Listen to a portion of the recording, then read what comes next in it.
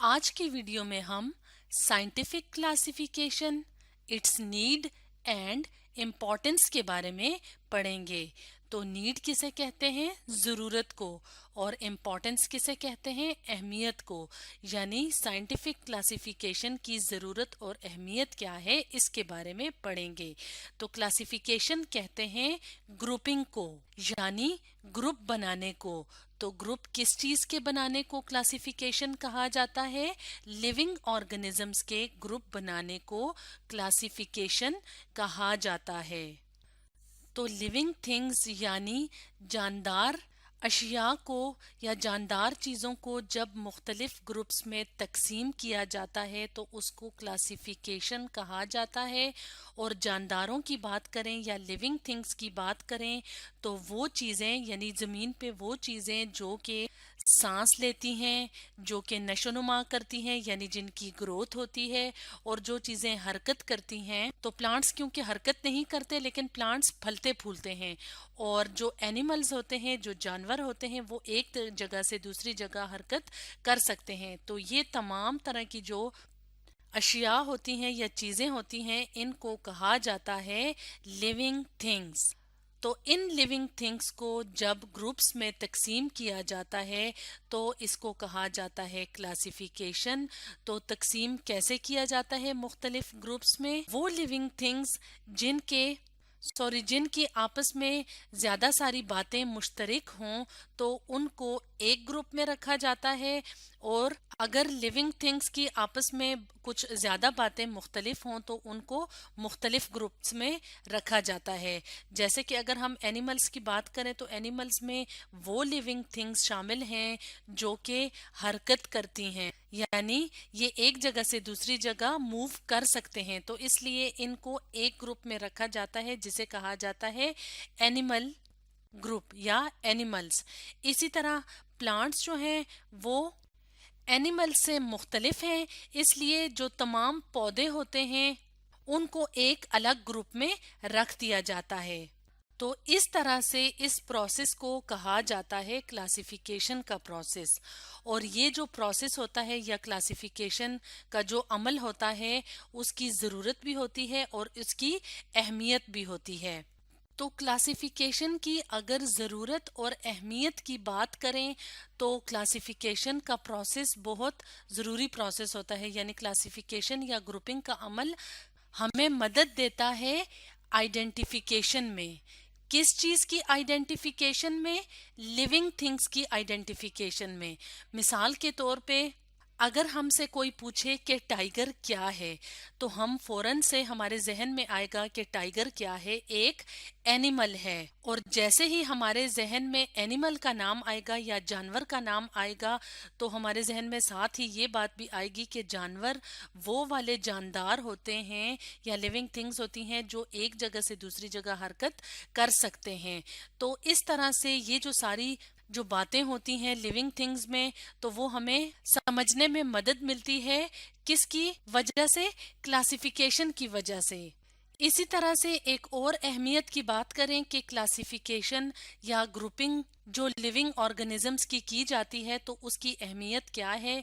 तो क्लासिफिकेशन की मदद से हम प्लांट्स यानी पौधों और एनिमल्स यानी जानवरों के बारे में लर्न करते हैं, यानी काफ़ी ज़्यादा हमें मालूमात मिलती हैं या हमारी मालूमात में इजाफा होता है क्लासिफिकेशन की मदद से। और क्लासिफिकेशन का ये काम मुख्तलिफ अदवार में साइंसदानों ने किया, यानी साइंटिस्ट्स ने किया। तो इसलिए इस तरह की जो क्लासिफिकेशन होती है इसको कहा जाता है साइंटिफिक क्लासिफिकेशन।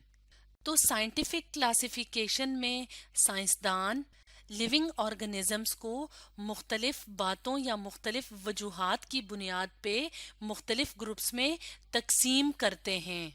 तो लिविंग ऑर्गेनिजम्स को तकसीम किया जाता है कुछ वजूहात के मुताबिक या कुछ बातों को बुनियाद बना के साइंसदान लिविंग ऑर्गेनिजम्स को तकसीम करते हैं। तो वो बातें या वो वजूहात कौन कौन सी हैं हम एक एक करके डिस्कस करते हैं।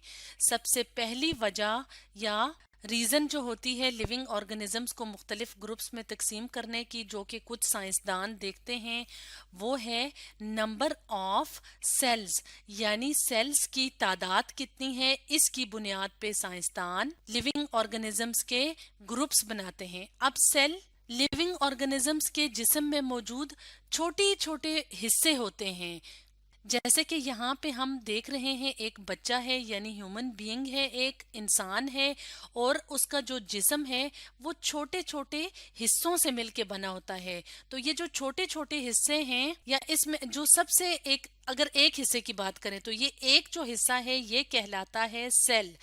تو یہی جو سیلز ہوتے ہیں، تو اسی سے لیونگ آرگنزمز کا پورا جسم مل کے بنا ہوتا ہے، اور یہ مختلف طرح کے سیلز ہوتے ہیں۔ جیسے یہاں پہ دیکھیں تو یہاں پہ جو سر والا ایریا ہے، یہ یہاں پہ ایک طرح کے سیلز موجود ہیں۔ اسی طرح اگر ہم بازو میں دیکھیں تو یہاں پہ ایک اور طرح کے سیلز موجود ہوتے ہیں۔ نمبر آف سیلز کی بنیاد پہ تمام لیونگ آرگنزمز جو ہوتے ہیں ان کو دو گروپس میں کلاسیفائی کیا جاتا ہے، یا دو گروپس میں تقسیم کیا جاتا ہے۔ وہ گروپس کون کون سے ہیں؟ ایک کو کہا جاتا ہے یونی سیلولر آرگنزمز، ایک کو کہا جاتا ہے ملٹی سیلولر آرگنزمز۔ تو ان دو تصویروں کو ہم ساتھ ساتھ رکھ رہے ہیں تاکہ ہمیں سمجھنے میں آسانی ہو۔ تو یونی کا مطلب ہوتا ہے ون، یعنی ایک، سیلولر کا مطلب ہوتا ہے سیل، یعنی وہ آرگنزمز جن کی پوری باڈی یا پورے کا پورا جو جسم ہوتا ہے وہ صرف ایک سیل سے مل کے بنا ہوتا ہے۔ تو اس طرح کی جو لیونگ تھنگز ہوتی ہیں ان کو کہا جاتا ہے یونی سیلولر آرگنزمز۔ جبکہ ہم اگر اس کے برعکس دیکھیں یا اس کا الٹ دیکھیں تو کون سے آرگنزمز ہوتے ہیں؟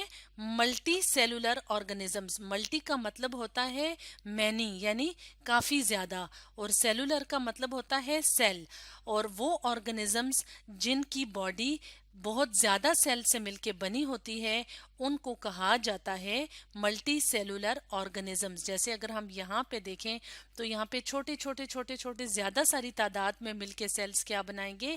اس ایک آرگنزم کو۔ اسی طرح یہاں پہ بھی، اسی طرح یہاں پہ بھی زیادہ سارے سیلز مل کے ایک باڈی کو بناتے ہیں۔ تو اس طرح سے نمبر آف سیلز ایک وجہ ہے کلاسیفیکیشن کی، یا ہم آسان الفاظ میں یہ کہہ سکتے ہیں کہ ایک طریقہ ہے کلاسیفیکیشن کا۔ ایک اور طریقے کی بات کریں تو وہ طریقہ کلاسیفیکیشن یا گروپنگ کا کون سا ہے؟ وہ ہے وے آف گیٹنگ فوڈ، یعنی لیونگ تھنگس کس طریقے سے خوراک حاصل کرتی ہیں، تو اس بنیاد پہ بھی کلاسیفیکیشن کی جاتی ہے۔ مثال کے طور پہ ہم اپنے سامنے یہاں پہ ایک تصویر دیکھ رہے ہیں جس میں کہ گائے ہمیں نظر آ رہی ہے، اور گائے کیا کر رہی ہے؟ گائے پلانٹس کھا رہی ہے، یعنی گھاس پھوس کھا رہی ہے، جو کہ کیا ہوتے ہیں؟ پلانٹس ہوتے ہیں یا پودے ہوتے ہیں۔ تو کچھ جانور جیسے کہ بکری ہے، یہاں پہ ہم اس تصویر میں گائے دیکھ رہے ہیں، تو اس طرح کے جو جانور ہوتے ہیں، کچھ جانور وہ اپنی خوراک حاصل کرتے ہیں پودوں کو کھا کے، جبکہ کچھ جانور کیا کرتے ہیں؟ کچھ جانور دوسرے جانوروں کا شکار کر کے اپنی خوراک حاصل کرتے ہیں۔ جیسے کہ یہاں پہ ہم لائن دیکھ رہے ہیں، تو اس نے کیا کیا ہے؟ کسی دوسرے جانور کا شکار کیا ہے اور اس کے گوشت سے اپنی خوراک لے رہا ہے، یعنی اس کے گوشت کو کھا رہا ہے۔ تو اس طرح سے سائنسدان کیا کرتے ہیں؟ آرگنزمز کو یا جاندار اشیاء کو مختلف گروپس میں تقسیم کرتے ہیں یا کلاسیفائی کرتے ہیں، کس چیز کو مد نظر رکھتے ہوئے یا کس چیز کو دیکھتے ہوئے کہ وہ جانور کس طرح سے خوراک حاصل کرتے ہیں۔ اسی طرح سے ایک اور طریقہ بھی ہوتا ہے جس طریقے کی بنیاد پہ سائنسدان جو ہے وہ کلاسیفیکیشن کرتے ہیں، تو وہ ہوتا ہے ہیبیٹیٹ کی بنیاد پہ۔ ہیبیٹیٹ کہتے ہیں رہنے کی جگہ، یعنی جو لیونگ آرگنزمز ہیں جیسے کہ پودے ہیں، جانور ہیں، وہ کس جگہ رہتے ہیں اس کو کہا جاتا ہے ہیبیٹیٹ۔ تو ہیبیٹیٹ کی بنیاد پہ بھی جانوروں کو مختلف گروپس میں تقسیم کیا جاتا ہے۔ جیسے کہ اگر ہم اس تصویر میں دیکھیں تو یہاں پہ جو اینیملز ہیں وہ زمین پہ رہ رہے ہیں، جبکہ کچھ جاندار جو ہوتے ہیں وہ زمین پہ نہیں رہتے بلکہ کہاں پہ رہتے ہیں، وہ رہتے ہیں پانی میں۔ تو اس طرح سے ہیبیٹیٹ ایک اور طریقہ ہوتا ہے جس کی بنیاد پہ سائنسدان کلاسیفیکیشن کرتے ہیں۔ تو آج ہم نے پڑھا scientific classification, its need and importance کے بارے میں۔